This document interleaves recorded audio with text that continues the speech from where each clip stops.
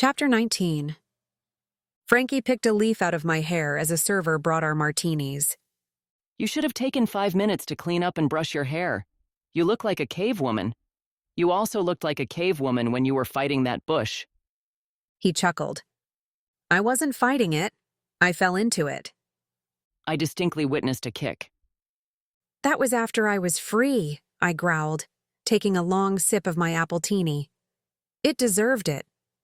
The stupid bush swallowed me whole after I fell from the tree. Twice. You know what I was thinking? What? It's a good thing Ian doesn't have a watchdog. It never crossed my mind. I doubt he's ever home long enough to own a pet. What do we do now? Frankie asked. Drink and plot. Only 1 or 2 drinks. Remy hasn't called back, has he? No. He's deliberately shutting us out. We could all be working as a team, but instead he's making it harder. Did you tell him we found Ian's house?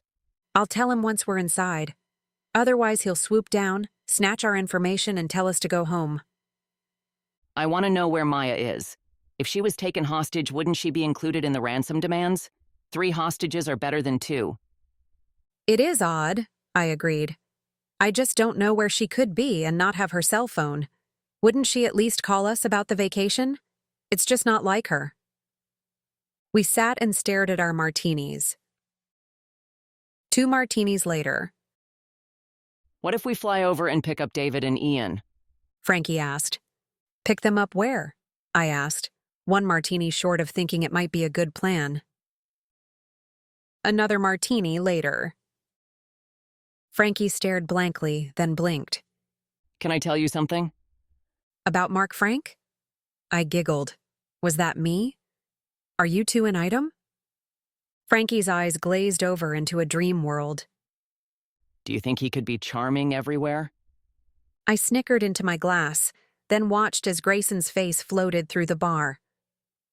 That couldn't possibly be Grayson. I inspected my empty glass and concluded that I might have had too much. I wonder where Grayson is. He's probably charming someone too. Frankie gasped and bolted up, jarring the table. He's with Mark. They're being charming together. Bastards. Last martini that I remember. I want to move here. Frankie bubbled. Such a happy place. I don't. Grayson's head keeps floating around. I hiccuped. Why can his head float, but mine can't? Frankie cocked his head to the side. Wiggle your head. I gave it a shake, then hung on to the table for dear life. Nope, doesn't float. See, there's his head again. I pointed to the far side of the lounge. Oh yeah, I see it too. What the hell did they put in this stuff? He tittered into his glass. Wait, his head is coming closer. My eyes crossed as I tried to follow him. Uh-oh, there's the witch's head too. Off with her head. Frankie sputtered with a giggle. It's already off. She's a floating head, I explained. Nuh-uh. She has a body and a killer dress. Ooh, look at those fine heels. I grimaced. I look nice too. Yeah, that twig in your hair is nice. It's like accessorizing with nature. Grayson and Fiona headed to the hotel lobby. You know what? I asked, pondering. I think they might be real. We should follow them. Good idea, I said, scooting from my chair. Wait, we should fist bump like they do in cop shows. He held out his fist. I took a shot at it. Ow! You hit my face! You sure? I'll try again. No way. Now wiggle your fingers like stardust. I tried. We'll work on it. Let's go. Although I was clearly walking straight, Frankie kept bumping into me. Can't you walk straight? I complained, latching on to the lobby's topiary trees for support. I am. It's you who can't walk a straight line. Look, they're heading out the door. We zigzagged through the lobby, staying inconspicuous. Hiding behind a full luggage cart, Frankie peeked over. They're getting into a car. Quick, to the taxi-mobile. Where? At the front door. We hurried to the cab. We piled in as Grayson's car drove out of the parking lot. but not before I felt the singe of his gray eyes. I think he saw us, He can't see us, we're invisible. Frankie explained. Taxi man, follow that beautiful man's car with chrome detailing. The taxi pulled onto the street. I can't see the car. He must have turned a corner. Do you know where he went? Somewhere to be charming. Frankie tisked. He's got a posh lair around here somewhere. Unless you have the posh lair's address, I can't help you. The driver said. Frankie crossed his arms with a pout. I handed the driver my phone. Take us to this address, It's a bit of a drive. he said, returning my phone. And the zip code is wrong. I stared at the photo. The zebra was in the right spot. How is it wrong? I don't know anything about a zebra. Zip codes in California start with a 9. This one starts with a 5. It's the code. Frankie gulped and grabbed the phone. See? It's 5 digits, not 4. Damn rich people get an extra digit. I awoke to a blood-curdling shriek. I bolted without looking, plunging into deep water. Sputtering and gasping, I climbed out with sopping clothes. My eyes darted, taking in the swimming pool and patio. From the pool, I could see the ocean. It felt as if I was floating over it. Where's Frankie? The scream I heard came from inside. I raced through the house calling for him. In here. He shouted, though it sounded muffled. Where? I don't know. He shrieked. There's something on my head. I plowed through the house until I found him lying on the study floor. Frankie, what in the world are you doing? What's on my head? Be straight with me. Am I going to die? Not today, I muttered through a zinging headache. So it'll be a prolonged death. He whimpered. I'm too sensitive for a slow, agonizing death. Frankie, get your ass off the floor. You've got on a damn African mask. I pressed my fingers to my temple. Patience. Breathe. He felt the mask and pulled it off with a gusting breath of relief. You shouldn't start flapping your potty mouth so early. It makes the day go downhill before it starts. While we're at it, never fall asleep with a mask on your face. I nearly had a heart attack. He glanced around the room. Where are we? And why are you dripping all over these nice floors? We're inside Ian's house. I don't remember a thing except waking up in a swimming pool. You were sleeping in the pool? That's dangerous. I was sleeping on a lounge chair. Beautiful view. You should see it. You better believe I'm going to see. I'm going to explore every corner of this place. I glared at him. He was too damn chipper after a day of driving, drinking, and fighting with bushes. While you're roaming, find the necklace. I turned to search for a robe or towel. Crap. We have to be 24 hours down by now. Only 24 more to go. Once I dry off and find coffee, I'll call Remy. As I traveled the spacious house, I could hear Frankie cooing over every treasure he stumbled across. If anyone could sniff out diamonds, it'd be Frankie. I followed the winding staircase to the top floor and found the master bedroom. Ian's domain, I thought. As I stripped off drenched clothing, I wondered at his house. It was breathtaking and modern, but without personal touches. Excluding the study, this could be a model home that no one lives in. There was plenty of furniture, but no pictures or knickknacks. No pile of laundry. No anything. A house without extra stuff. I walked to the bathroom and found a robe that was never used and a towel to wrap my hair. Coffee. Lots and lots of coffee. I'd worry about clothes later. Frankie? I called while searching for the kitchen. Did you find anything? I found my dream home. He whirled out of a room, nearly knocking me over. I meant the necklace or the kitchen. Follow me. One turn and a couple of steps later, I found myself in a gourmet kitchen. Look at this place. Frankie said with a sigh. If I could cook like a master chef, I'd be in heaven. I'll be in heaven with a cup of coffee, I muttered, shuffling toward the machine that had the closest resemblance to a coffee pot. How does it work? He rolled his eyes.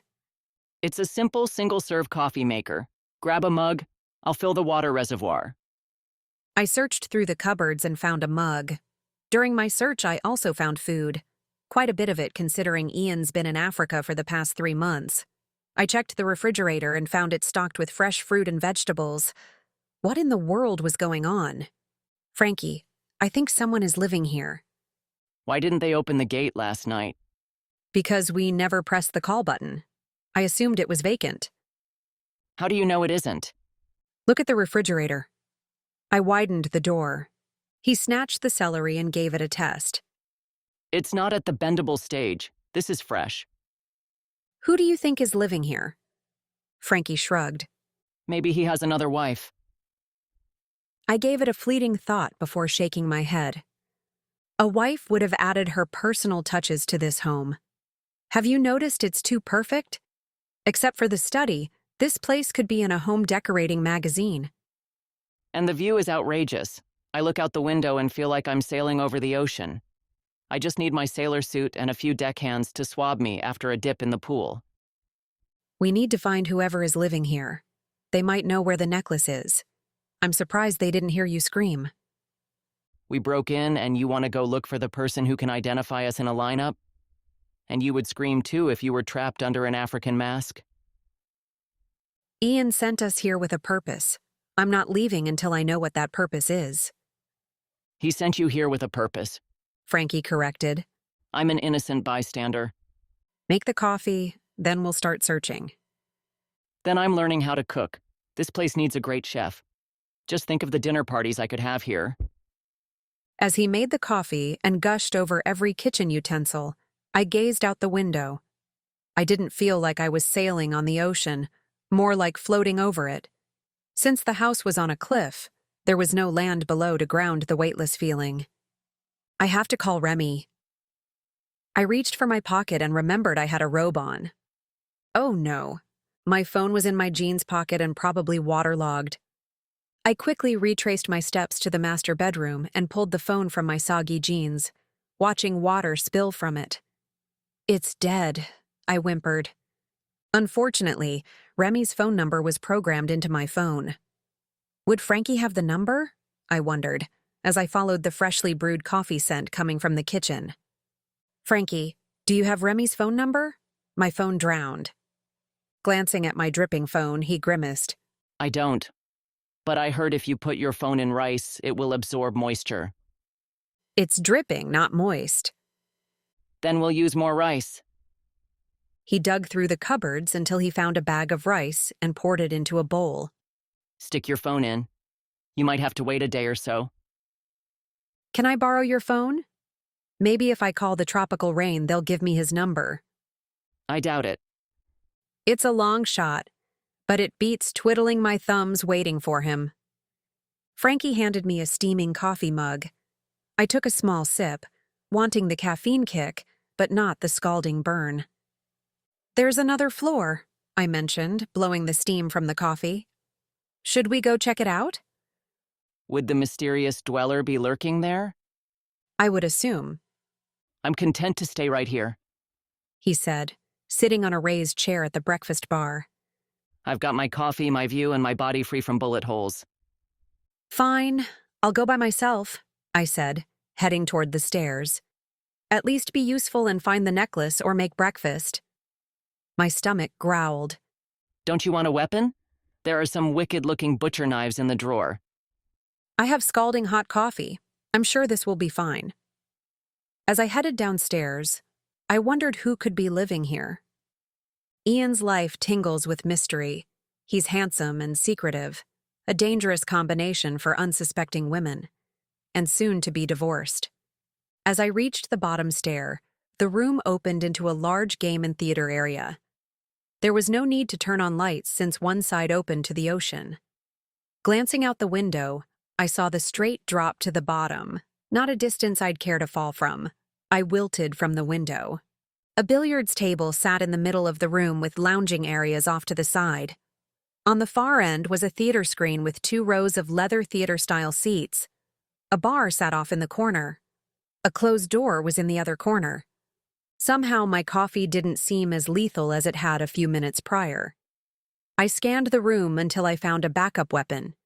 Snatching a cue stick, I headed toward the closed door. With one final calming breath, I leaned the stick against the wall so I could turn the doorknob. I pushed the door open, thanking the stars that the hinges didn't squeak. Grabbing the cue stick, I tiptoed into a dark room and felt for a light switch. Go away or I'll shoot.